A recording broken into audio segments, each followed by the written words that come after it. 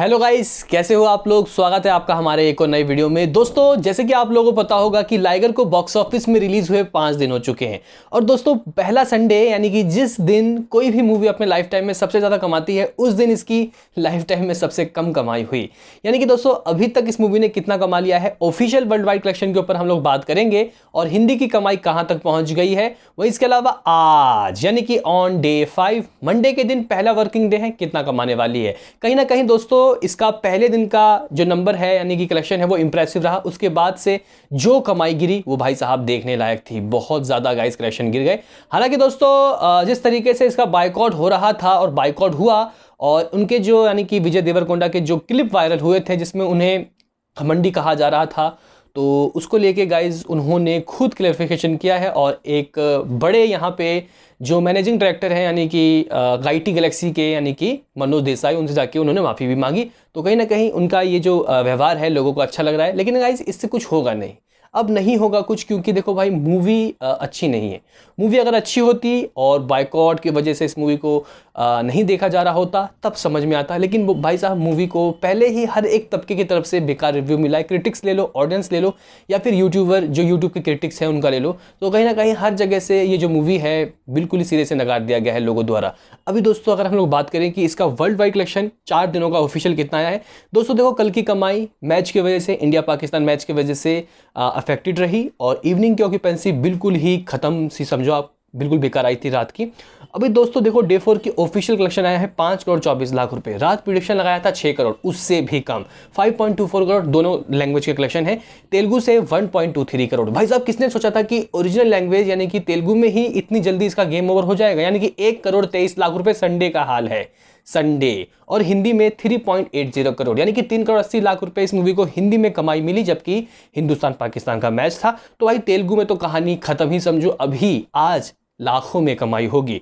तो डे 4 5.24 करोड़ रुपए की गाइस इसकी कमाई हुई। अगर गाइस हम लोग बात करें कि वर्ल्ड वाइड लेवल में इसकी कमाई कितनी हुई, तो अप्रॉक्सीमेटली 8.10 करोड़। जी गाइस, संडे के दिन इसने 8 करोड़ 10 लाख रुपए की बॉक्स ऑफिस में कमाई की। इस तरीके से इसकी जो कमाई है 55 करोड़ 70 लाख रुपए हो चुकी है। अगर दोस्तों लैंग्वेज वाइज कलेक्शन बताऊं कि 4 दिनों का ऑफिशियल किस तरीके का रहा, तो तेलुगु से 20.13 करोड़ यानी कि 20 करोड़ 13 लाख रुपए, और हिंदी से 13.85 करोड़ यानी कि तेलुगु और हिंदी अभी नजदीक आते हुए दिखाई दे रहे हैं, क्योंकि तेलुगु वाले ने बिल्कुल साथ छोड़ दिया।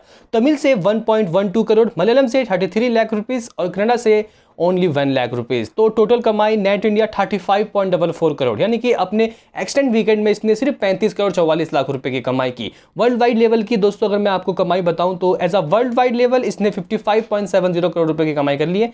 ये वर्ल्ड वाइड का हाल है, 55 करोड़ 70 लाख रुपए। तो कहीं ना कहीं दोस्तों, इस मूवी को जनता ने सिरे से नकार दिया है। अभी दोस्तों, अगर मैं आपको आज का बताऊं यानी कि मंडे का क्या हाल होगा इसका, सुबह जो दोस्तों मैंने प्रेडिक्शन लगाए थे 1.5 करोड़, तो क्या ये मूवी 1.5 करोड़ कमा रही है या आलम इससे भी नीचे जाएगा? तो दोस्तों देखो भाई, इसका गेम ओवर तो बहुत ज़बरदस्त तरीके का होने वाला है। मंडे का दिन वर्किंग डे है। ऑक्यूपेंसी देखो कहाँ कहाँ कैसी है। मॉर्निंग अगर तेलुगु का देखें मॉर्निंग तो 12.63, आफ्टरनून 11.57, इवनिंग 12.57। अभी दोस्तों देखो, हैदराबाद में इसके पास 396 शोज़ हैं। शुरुआत में 800 कुछ शोज़ लगे थे। अगर बात की जाए बेंगलुरु के, तो 320 शोज़ हैं। चेन्नई में 44, विजयवाड़ा में 69, वरंगाल में 30, गुंटूर में 36, विशाखापट्टनम में 87, निज़ामाबाद में 18, दिल्ली एनसीआर में भी गाइस के 27 शोज चल रहे हैं तेलुगु वाले। अभी गाइस अगर हम लोग हिंदी का देखें क्या हिसाब किताब है, तो मॉर्निंग 5.80%, आफ्टरनून 6.63%, इवनिंग 7.55%। इस तरीके की ऑक्यूपेंसी तो लाल सिंह चड्ढा और रक्षाबंधन की भी नहीं थी। तो बहुत जल्दी गाइस इसका बॉक्स ऑफिस में गेम ओवर हो गया। अभी गाइस देखो, इसके पास शोज कितने हैं हिंदी वाले वर्जन में। मुंबई 561, दिल्ली एनसीआर 694, पुणे में 209, बेंगलुरु में 89, हैदराबाद में 67, कोलकाता में 241, अहमदाबाद में 244, चेन्नई में 10, सूरत में 157, जयपुर में 115, चंडीगढ़ में 80। तो कहने की बात गाइस ये है कि शोज इसके पास है। कलेक्शन बेहतर आ रहे हैं अगर हम लोग तेलुगु के कलेक्शन से कंपेयर करें। तो कहीं ना कहीं दोस्तों, तेलुगु में इस मूवी को बिल्कुल ही नकार दिया गया है वहाँ के लोगों ने, जबकि स्टार ही वहीं के हैं। लेकिन दोस्तों, बॉलीवुड में यानी कि बॉलीवुड की छत्र छाया साउथ की मूवी को पड़ी, साउथ के डायरेक्टर को पड़ी, साउथ के स्टार को पड़ी, तो बॉलीवुड के रंग में रंग चुके हैं भाई साहब विजय देवरकोंडा।